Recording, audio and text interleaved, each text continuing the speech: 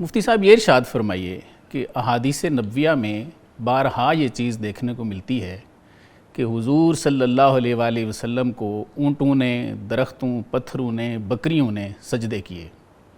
تو سر یہ ارشاد فرمائیے کہ کیا ان کو حضور صلی اللہ علیہ وآلہ وسلم کی معرفت تھی، یا جیسے آج کل اکثر لوگ کہتے ہیں کہ یہ جھکنا شرک ہے، تو وہ بھی شرک تو نہیں کرتے رہے کہیں پہ؟ بسم اللہ الرحمن الرحیم۔ حضور اکرم صلی اللہ علیہ وسلم کی ذات ببرکات جو اس کائنات کی تخلیق کا باعث ہیں، جی، انبیاء و رسل کے امام ہیں، اور اللہ کی پوری مخلوق میں سب سے اعلیٰ و بالا، افضل و اشرف ہیں۔ ٹھیک۔ ان کے بارے میں بات کرتے ہوئے بہت ہی احتیاط، اور جیسا آپ نے قرآن مجید کی آیت بتائی جی، کہ کہیں ایسا نہ ہو کہ تمہارے سارے اعمال ہی ضائع ہو جائیں۔ جی، اور کیا کسی نے خوب کہا کہ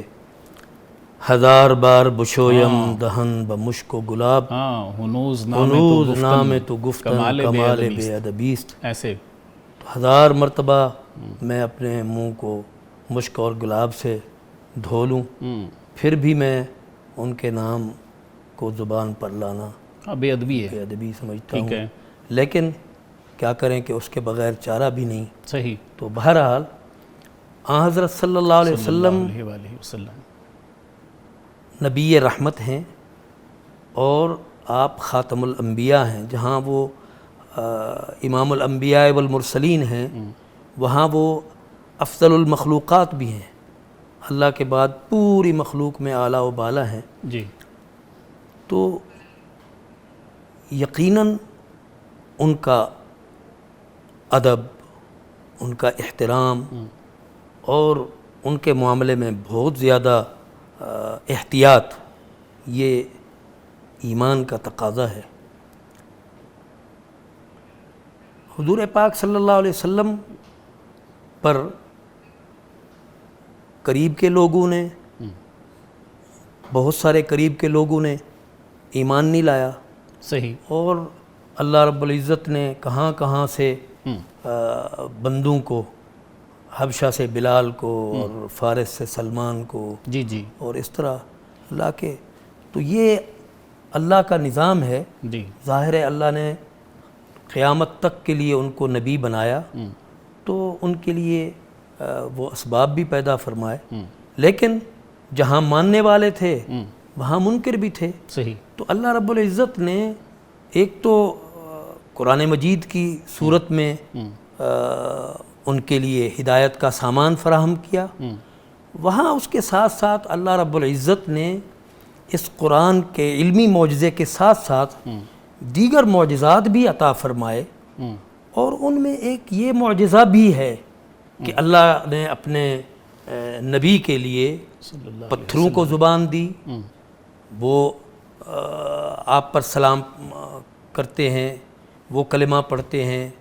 درخت کی ٹہنیاں جھک جاتی ہیں، اور اس طرح جانور نے سجدہ کیا ہے، جی، تو بکریوں نے کیا ہے، یقیناً یہ ایک تو یہ معجزہ ہے، اور دوسرے نمبر پر یہ گویا ان معاندین پر ایک ضرب ہے کہ دیکھو جن کو آپ بے شعور سمجھتے ہیں، بے عقل سمجھتے ہیں، اگر یہ نبی